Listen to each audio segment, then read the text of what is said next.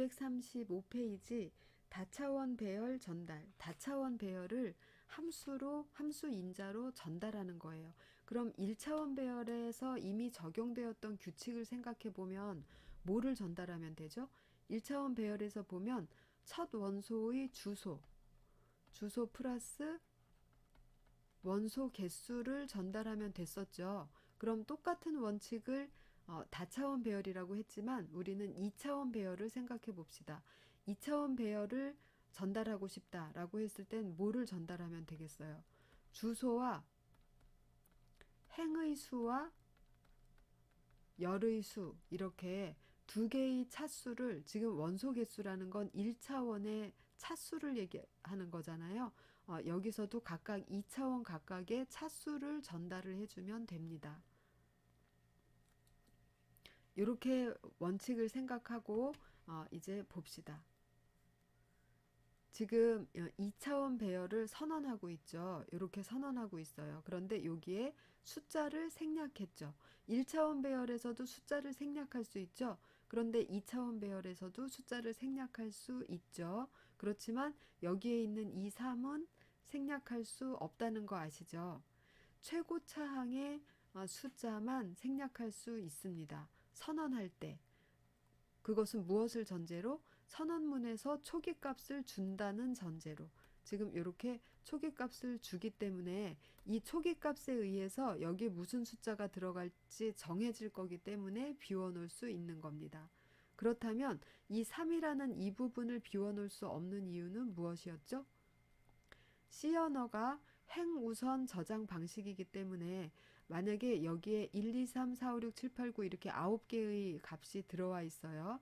그러면 1, 그 다음에 2는 같은 행에서 옆자리를 차지할 겁니다. 3은 같은 행에서 옆자리를 차지할 거예요. 이런 식으로 옆자리를 차지하다가 언젠가는 다음 줄로 내려가야 되는데 언제 내려가야 될지 알 수가 없죠. 열의 수를 가르쳐 주지 않는다면. 그런데 여기에서는 열의 개수가 3개라고 알려줬어요. 그러니까 들어오는 숫자들을 3개까지는 옆으로 쓰다가 3개 찾다 그러면 다음 줄로 내려서 쓰면 됩니다. 또 3개 찾다 다음 줄로 내려서 쓰고 3개 차서 다음 줄로 내려서 썼습니다. 이렇게 해서 12까지 썼어요. 이렇게 하고 끝났죠. 그러면 이제 행의 개수가 4개라고 정해졌죠. 그래서 여기에 그냥 자연스럽게 초기값에 의해서 4가 들어가게 됐습니다. 되었죠? 예. 그래서 이렇게 하고, 그리고 여기에서 행의 개수와 열의 개수를 구하는 방법은 아시죠? 행의 개수는 1차원 배열에서 원소의 개수를 구한 방법하고 똑같고, 열의 개수는 그거보다 한 차원 아래로 구하시면 열의 개수가 나오죠. 이 부분에 대해서는 자세한 설명을 여기서는 생략할게요. 앞에서 배운 부분입니다. 그리고 2차원 배열의 자료값은 다음과 같습니다. 출력할 건가 봐요. 그죠? 출력하는 함수라고 예측이 되고 거기에다가 2차원 배열을 온전하게 잘 넘겼어요. 주소와 행개수, 열개수 이렇게 넘겼습니다. 그 다음에 요것 역시 읽어서 뭔가 처리할 것 같이 생겼죠. 온전하게 2차원 배열을 잘 넘기고 있습니다. 그럼 이제 볼까요? 배열 2차원 배열을 인자로서 전달받은 함수가 어떻게 동작해야 되는지 봅시다. 크게 다른 점, 어려운 점은 없어요. 자, 여기에서 2차원 배열이라는 뜻으로 이렇게 대괄호를 두 개 연속으로 썼죠. 그래서 2차원 배열, 여기서도 역시 최고 차수 빼고 나머지는 차수를 반드시 기록해야 됩니다. 그리고 행개수, 열개수 반드시 와야 되고 이 안에서 i번째 행, j번째 열의 원소를 꺼내는 방법은 요렇다라는 거죠. 빨간색으로 써놨죠. 그래서 이렇게 빼내면 된다. 이것도 포인터 연산에 의해서 빼낼 수 있지만 2차원 배열을 포인터 연산으로 풀어서 쓰면 상당히 복잡하겠죠. 어떻게 풀어서 쓸 수 있을까요? 한번 해볼까요? i번째 행에 j번째 열이에요. 그러면 각 행에 몇 개의 원소가 있어요? 칼 사이즈 개의 원소가 있죠. 그럼 I 곱하기 칼 사이즈만큼이 내 앞에 있고 그 다음에 J개의 원소가 내 앞에 있는 것이죠. 그러면 데이터에다가 이 뒤에 이 수만큼을 더해서 거기를 간접 참조하면은 데이터로부터 I 곱하기 칼 사이즈 더하기 J 번째 원소가 나오겠죠. 예, 이렇게 하면 됩니다. 조금 복잡하죠. 그렇지만 복잡해 보이지만 여러분들이 원리를 다 알기 때문에 제가 이렇게 풀었었을 때 읽을 수 있죠. 해석이 잘 되죠. 이 방법이 복잡해 보이지만 상당히 많이 쓰이는 방법입니다. 2차원 배열을 1차원 배열처럼 이렇게 쭉 펴가지고 인덱싱하는 방법. 포인터 연산에 의해서 인덱싱하는 방법. 그 다음에 여기에 이렇게 포인터 연산이 들어가니까 모양이 별로 보기가 안 좋은 것 같다. 더 헷갈려 보인다. 그럼 이렇게 하면 되죠. 뭐라고 하죠? 여기다 그냥 똑같이 쓰면 되죠. 칼 사이즈 더하기 J. 이렇게 해도 이렇게 써도 여기 있는 거랑 똑같은 말이 되죠. 이거는 인덱싱 연산, 이거는 포인터의 계산, 포인터 연산에 의해서 원소 값을 액세스하는 것이죠. 예. 요것도 인덱싱이지만 요거는 2차원 인덱싱, 요거는 1차원 인덱싱 이렇게 했습니다. 썸도 프린트 어레이하고 똑같이 데이터의 각 원소를 읽어서 처리하는 거기 때문에 문제는 없어요. 위에 있는 거를 이해하셨다면 아래 있는 것도 똑같이 이해하실 수 있습니다. 그리고 이것도 역시 이렇게 쓸 수도 있어요. 달리면서. 가능하죠. 왜냐하면 우리가 볼 때는 3개 곱하기 4개 이렇게 격자로 되어 있지만 실제 메모리상에서는 어때요? 12개가 이렇게 쭉 되어 있다라는 거 아시죠? 그렇기 때문에 이렇게 달리면서 12개의 원소를 쭉 한번 액세스하고 지나가는 것이 가능한 겁니다. 이해하셨으리라고 생각합니다. 이해가 잘 안 되셨으면 천천히 이 부분 다시 한번 들어보시고 이해를 충분히 한 다음에 직접 타이핑해서 확인까지 해보시기 바랍니다. 영상을 잠깐 멈추시고 프로그래밍 하는 시간을 가지도록 하세요.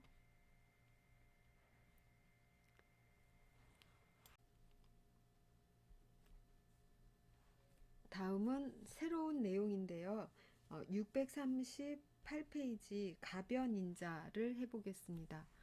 가변이라는 거는 뭐가 가변인가 하면 인자의 개수가 가변이라는 얘기예요. 그럼 우리가 인자의 개수가 가변인 라이브러리 함수, 우리가 직접 만든 건 아니지만 라이브러리 함수를 사용을 이미 하고 있어요. printf, scanf 이런 것들. 왜냐하면 printf를 생각해 봅시다. printf 했어요.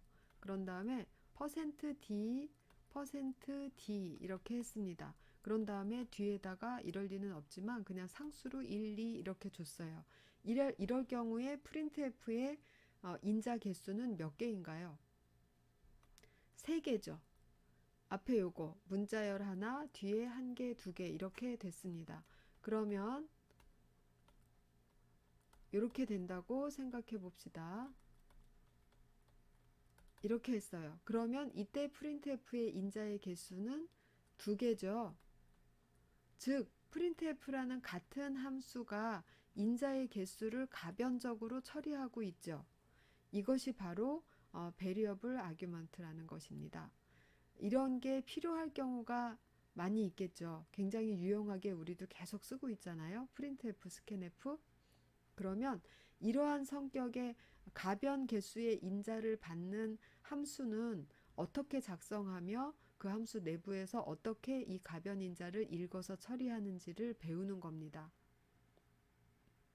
그럼 가변 인자가 어떤 경우에 필요한지는 printf, scanf로 설명이 대신 되었다라고 생각하고 이 가변 인자를 사용하는 방식에 대해서 집중적으로 언급을 할 거예요. 그럼 가변 인자를 만드는 방법에 사용하는 방법에 앞서서 만드는 방법에서 두 가지 꼭 지켜야 될 원칙이 있습니다. 여기 1번, 2번 이렇게 쓰지 않아서 명확하게 안 보이는데 먼저 다 들어있기는 해요. 처음으로 첫 번째 조건으로 가변 인자는 인자들 중에 맨 뒤에 위치해야 됩니다. 지금 프린트 F의 경우에는 첫 번째 인자는 고정적으로 주게 돼 있고 두 번째 이후 인자들이 가변 개수인 거예요. 즉 두 번째 이후 인자가 0개여도 되고 0개 이상 n개일 수 있는 겁니다. 첫 번째 인자는 무조건 있어야 돼요. 이거는 고정된 인자인 것이죠. 그래서 가변 인자가 맨 뒤에 위치하고 있죠. 그러니까 프린트F가 그렇게 생긴 겁니다. 인자들 중에 맨 뒤에 가변 인자가 있어야 된다. 두 번째는 가변 인자가 시작되기 전에 고정 매개 변수가 반드시 있어야 된다. 고정 매개 변수가 반드시 있어야 된다. 프린트F도 지금 첫 번째 인자는 매개 변수, 인자, 아규먼트 같은 말입니다. 첫 번째 인자는 고정된 거라고 했죠. 첫 번째는 무조건 문자열 타입을 줘야 돼요. 그러면 앞에 있는 고정 매개 변수는 왜 필수냐 하면 요건 필수예요. 고정 매개 변수 한 개도 없이 그냥 가변 매개 변수만 가지겠다. 이런 거 안 된다는 거죠. 그렇다면 앞에 있는 고정 매개 변수는 하는 일이 뭐냐 하면 필수적으로 있어서 하는 일이 뭐냐 하면 가변 매개 변수들의 처리에 필요한 정보를 가지고 있어야 돼요. 예를 들면 프린트F를 우리가 썼으니까 설명하기가 아주 쉬워요. 여기 프린트F에 변환 문자라는 것이 있죠. 퍼센트자 안 들어간 말도 뭐 많이 적을 수 있죠. 그렇지만 그 와중에 퍼센트 뭐 이런 퍼센트라는 변환 문자들이 나옵니다. 그러면 이 퍼센트 변환 문자가 한번 나올 때마다 뒤에 가변인자 개수가 한 개씩 필요한 거죠. 즉 앞에 있는 고정 매개 변수를 쭉 읽어보면 뒤에 가변 매개 변수가 몇 개 붙어 있는지 이 printf라는 함수 안에서 파악할 수 있죠. 나는 문자열 이거를 가졌으니까 두 개가 필요해. 그러면 뒤에서 두 개를 읽어서 그거를 해석하는 거죠. 그렇게 고정 매개 변수는 앞쪽에 반드시 필수고 그 고정 매개 변수로부터 뒤에 따라오는 가변 매개 변수 처리에 대한 정보를 얻어낼 수 있게 그렇게 함수를 정의해야 된다라는 거예요. 모양을 정확하게 아셨을 것 같습니다. 그럼 처음 나온 거니까 헤더 파일도 처음 보는 헤더 파일이에요. 스탠다드 아규먼트 stdarg.h를 인클루드하고 사용합니다. 그럼 함수의 프로토타입은 이런 식으로 1번, 2번 원칙을 지켜서 프로토타입을 만드는데 함수 내부에서 가변인자를 이제 읽어드려야 되겠죠. 그런데 가변인자 복잡한 점이 뭐냐 하면 개수도 가변이지만 타입도 가변이에요. 두 번째 타입이 항상 숫자 들어오라는 법 없죠. 문자열도 들어올 수 있고 더블도 들어올 수 있고 그래서 개수와 타입이 모두 가변이기 때문에 뒤쪽에 나오는 개수와 타입을 모두 그때그때 알아가지고 와서 처리하는 방법이 필요한데 그 처리 방법이 바로 여기 1, 2, 3, 4 이 방법입니다. 이거는 가변인자를 가진 함수 내부에서의 그러니까 처리 방법인 거예요. 먼저 이렇게 가변인자를 처리할 변수를 선언합니다. 그냥 선언하시면 돼요. 이거는. 그래서 요 밑에서 이거를 이용해서 가변인자를 하나씩 읽을 겁니다. 그리고 가변인자를 내가 처리를 시작하겠다와 끝냈다를 알려줘야 됩니다.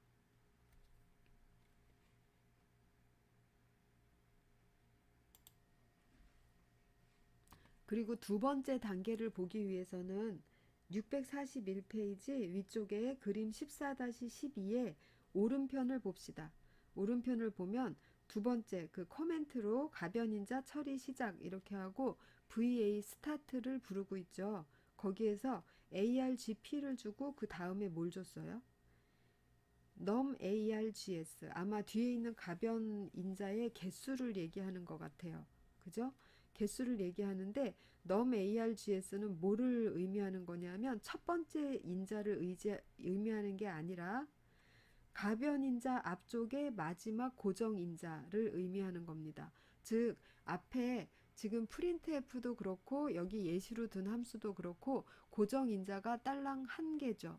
한 개이기 때문에 그 한 개를 여기다 썼는데 고정인자가 만약에 여러 개다. 세 개의 고정인자가 있고 그 뒤로 가변인자다라고 하면 이 세 번째 인자 이것을 VA 스타트에다가 주는 겁니다. 다시 말로 하면 가변인자가 시작되기 전 마지막 고정인자 이것을 여기다가 제공하시면 됩니다.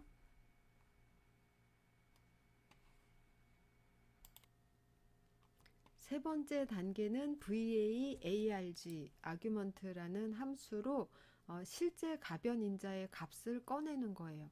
그런데 가변인자는 개수는 이제 여기에서 이 VA 스타트에서 VAARG를 몇 번 부르느냐가 개수를 결정하는 것이죠. 개수는 파악하고 있어야 됩니다. 뭘 통해서 파악한다고요? 앞에 있는 고정 인자들을 통해서 개수를 파악해서 그 개수만큼 이거를 반복해서 불러주는 거예요. 그런데 개수 말고 또 뭐도 알아야 된다고 했죠? 가변 인자들의 타입도 알아야 된다고 했죠? 그래서 첫 번째 거 인테저, 두 번째 거 더블, 세 번째 거 문자열 이런 식으로 알고 있어야 차례대로 부르는 겁니다. 그럼 printf를 다시 가서 한번 볼까요? 여기 printf를 봅시다. 그럼 앞에 있는 고정 인자 한 개를 가지고 뒤에 있는 가변 인자의 개수도 알 수 있지만 퍼센트 뒤에 있는 문자를 이용해서 타입도 알 수 있죠. 예, 그래서 앞에 있는 고정 인자를 통해서 고정 인자들을 통해서 뒤에 오는 가변 인자들의 개수와 각 가변 인자 개개의 가변 인자들의 타입까지 알 수 있어야 됩니다. 그래서 VAARG는 바로 다음 현재 여기 VA 스타트 한번 했잖아요. 그러면 여기에서 지정한 이거 바로 다음에 들어오는 인자를 이 타입으로 해석해서 나한테 넘겨라. 그럼 여기에서 VAARG의 반환 타입이 인테저 값이 나옵니다. 그런 식으로 하나하나 여기다 타입을 달리해서 부르시면 돼요. 반복해서. 그 다음에 다 끝냈다라고 하면 이 함수를 불러서 마감을 하시면 됩니다. 여기까지가 사용 방법을 말로 설명을 해봤어요. 이제 예제를 보면서 처리를 해봅시다.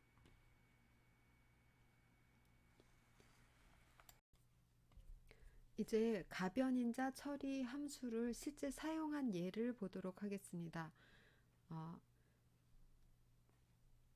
먼저 사용한 순서 4가지 지금 밑에 파란색으로 표시되어 있는데요.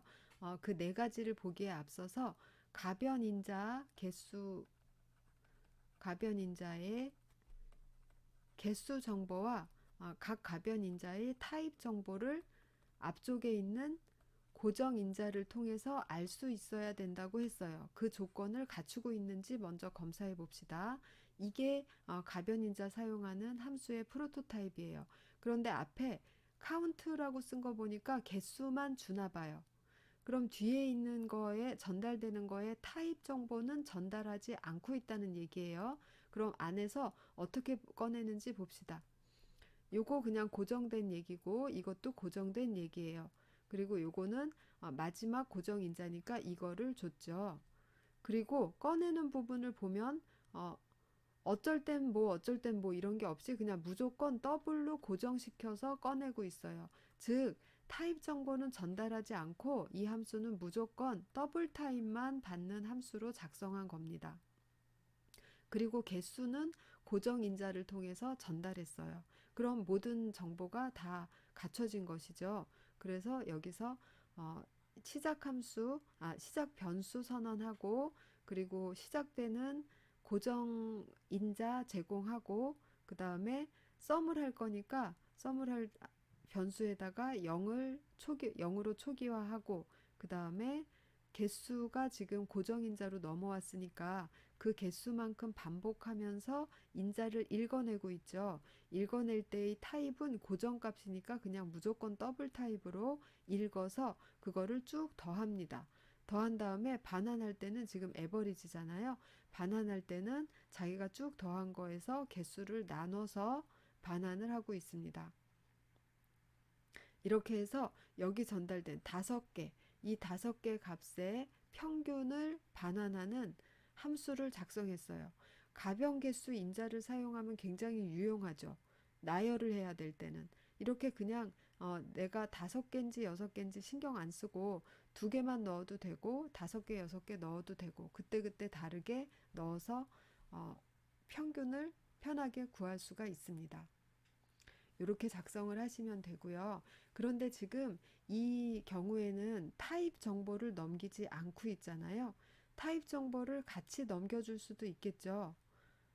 예를 들면 여기에다가 타입에 해당되는 문자들을 넣는 겁니다. 뭐 i라고 쓰면 뒤가 정수, 인테저 타입이라든지 뭐 d라고 쓰면 더블 타입이라든지 이런 식으로 해서 뭐 i, d, d 이렇게 쓰면 인테저 더블 더블 이렇게 3개가 들어온다라고 생각할 수 있잖아요. 이런 식으로 해서 맨 앞에는 문자열을 줘서 이 문자열을 통해서 뒤에 오는 가변개수의 개수, 가변인자의 개수도 알 수 있고, 개수는 글자 수가 개수잖아요. 그 다음에 타입도 알 수 있고, 여기 문자를 하나하나 해석해 보면 각각의 타입이 나오는 거죠. 이런 식으로 할 수도 있겠죠. 이런 식으로 하는 것을 과제로 내드릴게요. 이 부분을 한번 가변인자 이용해서 잘 풀어보시기 바랍니다.